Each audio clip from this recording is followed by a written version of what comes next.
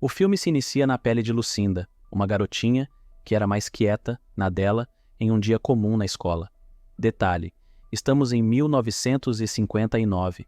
Na hora do recreio, ela ficava longe da galera e como se estivesse ouvindo um monte de vozes sussurrando só para ela.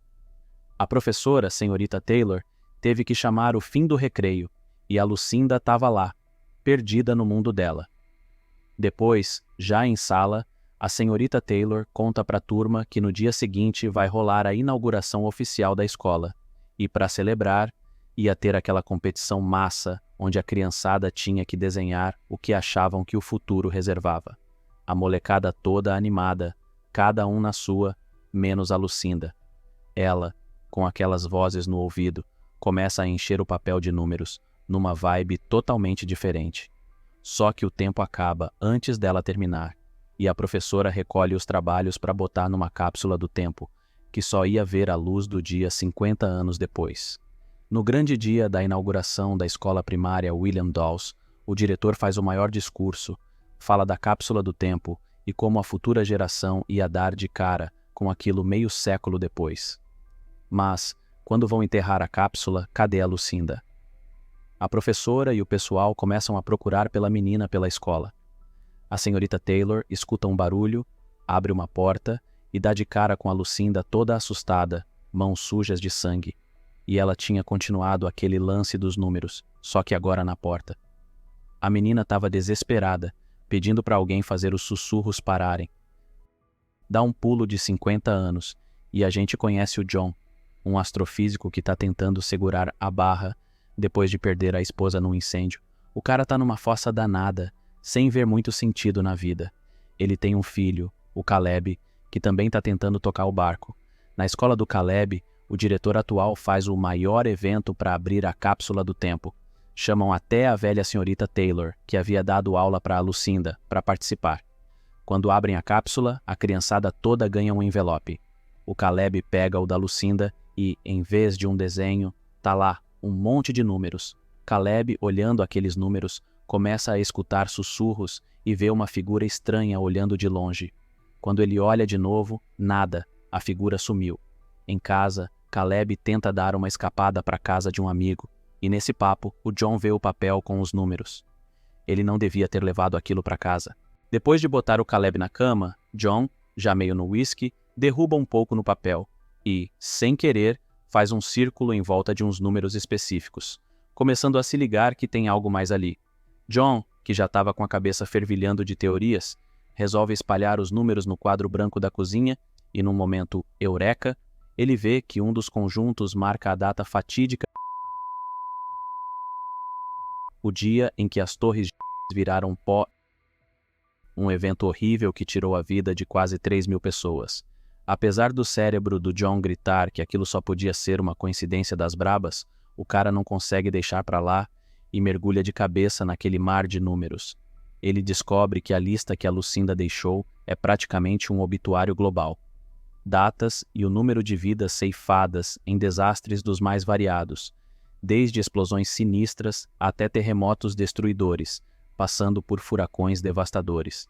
Cada tragédia ele marca com uma caneta vermelha para a data e azul para a quantidade de vidas perdidas.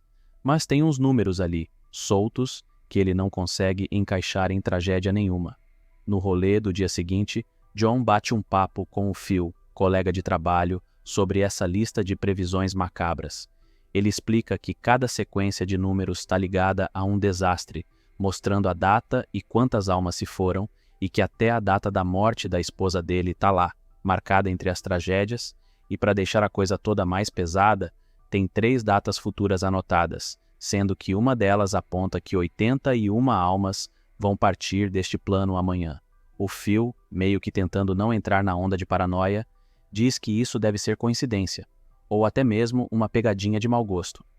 Não satisfeito com palpites e suposições, John decide ir atrás da única pessoa que pode confirmar a veracidade daquela carta. A senhorita Taylor, que era a professora da Lucinda quando a cápsula do tempo foi enterrada lá em 1959. Ele chega lá, querendo saber se a história da carta bate. A professora confirma tudo e ainda conta do episódio bizarro da Lucinda arranhando a porta com números depois que a cápsula foi enterrada, num estado de desespero total. John, querendo ir mais fundo nessa história, pergunta sobre a Lucinda, mas descobre que ela já deixou esse mundo, vítima de uma overdose. Enquanto John tenta ligar os pontos dessa história toda, ele percebe dois caras chegando de carro no quintal. O Caleb, curioso que só, vai até o carro e os caras misteriosos entregam uma pedra para o menino, sem falar nada, deixando o John num estado de alerta total. Ele logo avisa o Caleb sobre o perigo de estranhos e manda o garoto para dentro, dando uma fuçada na internet atrás de mais informações sobre a Lucinda e sua família. Quem aparece para dar um susto nele é a irmã, Grace. Ela tá querendo que o John vá visitar a família, que ele tem evitado faz tempo. Mas a relação de John com os pais é complicada. Eles são super religiosos. Bom, ele não tá na mesma sintonia espiritual que eles. No outro dia, enquanto o John tá tentando pegar o Caleb na escola, John se vê preso num trânsito daqueles que testam a paciência de qualquer santo e decide jogar no GPS para ver se tem algum caminho menos infernal. Mas tá difícil. Aí, num momento tipo luz na cabeça, ele saca que os números sem círculo daquela lista misteriosa que ele não tinha entendido de primeira são, na verdade, coordenadas dos lugares marcados para a tragédia. E pior, ele tá bem no epicentro da próxima. Sem entender direito o que tá rolando, ele deixa o carro para trás e vai tentar entender por que a rua tá um caos. Batendo um papo com a polícia, tentando absorver a situação, acontece exatamente o que a previsão dizia. Um avião despenca do céu bem ali e vira uma bola de fogo, com gente correndo para todo lado. John, no meio do desespero, tenta ajudar como pode. Voltando para casa ainda meio zonzo com o que viu, ele corre para o computador e dá de cara com a notícia. 81 pessoas não voltaram para casa. À noite, a coisa fica ainda mais estranha. Um cara sinistro aparece no quarto do Caleb. O moleque acorda, e o estranho começa a mostrar um fim do mundo em tempo real, com bicho fugindo e tudo mais. Caleb dá um berro. O John entra correndo. Pega o filho no colo. Quando ele vê o homem pela janela e corre para ver, o cara já tinha sumido no ar. No outro dia, John e Caleb seguem uma mulher e uma menina até um museu. Lá, John resolve trocar uma ideia com a mulher. Ela se chama Diana e, por um acaso do destino, é filha da Lucinda. John, meio sem jeito, conta que seguiu ela para tentar entender melhor a história da mãe dela. Diana fica meio balançada quando o assunto é Lucinda. John solta a bomba. As previsões da Lucinda estão se tornando realidade e só restam duas. A última, então, está marcada para daqui a 3 dias, 19 de outubro, e 33 almas vão partir. Ele diz que precisa da ajuda dela, mas a Diana, com a filha Abby, diz que não pode fazer nada e vaza. Em casa, o John liga à TV e tá lá. Notícias sobre possíveis ataques terroristas. Ele não perde tempo, vai de novo para o GPS para tentar descobrir onde vai ser o próximo lance. Ele descobre que é numa estação de metrô e corre para lá, tentando avisar a polícia sobre o que pode rolar. No metrô, ele acha que pegou um terrorista, mas o cara é só um ladrão de CDs. A polícia cai em cima, mas aí, do nada, um trem descarrilha vindo na direção deles, e o caos se instala. O acidente é brabo, e mais uma vez, a previsão bate certinho.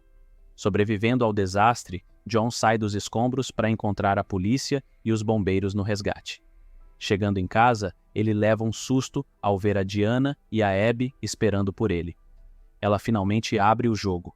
A última tragédia da lista, em 19 de outubro, é o mesmo dia que a Lucinda tinha marcado para morrer. Diana confessa que nunca quis falar sobre isso porque detesta a ideia de saber quando alguém vai morrer. Diana resolve que é hora de levar o John para ver a antiga casa da Lucinda, aquele lugar meio abandonado onde a mãe dela vivia se escondendo do mundo. Chegando lá, eles batem o olho nos últimos números da lista e veem que não são números, mas sim umas letras invertidas, e que eles acham que pode ser a inicial de algo ou alguém. Fuçando pela casa, o John dá de cara com o quarto da Lucinda e percebe que o E, na previsão, era um aviso de fim de linha para todo mundo. E tem mais, a casa tá cheia daquelas pedras pretas estranhas, igual a que o Caleb ganhou.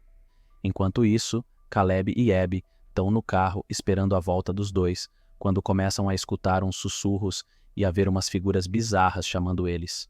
A Abby quase cai na conversa, mas o Caleb, esperto, dá uma buzinada alta e chama a atenção de todo mundo. O John e a Diana saem correndo da casa e veem que os estranhos sumiram. Mas o John não deixa barato, sai correndo atrás de um deles e, quando alcança, o cara solta uma luz brilhante pela boca e some no ar.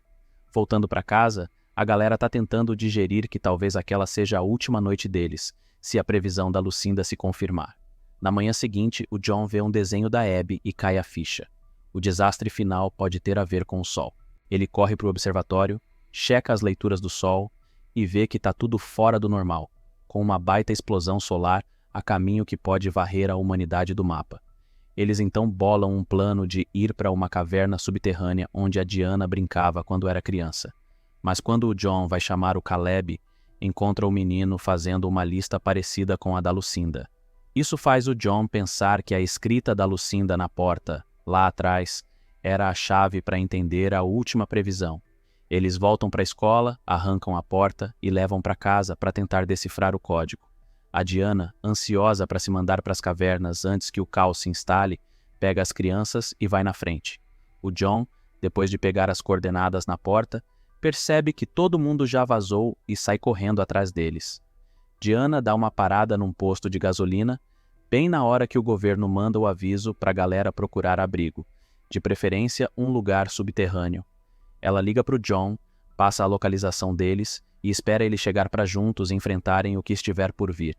John, meio que desesperado, solta para Diana que talvez a antiga casa da Lucinda tenha a chave para se salvarem, segundo aquelas coordenadas malucas. Mas a Diana tá num cagaço só, nem quer ouvir falar de voltar para lá.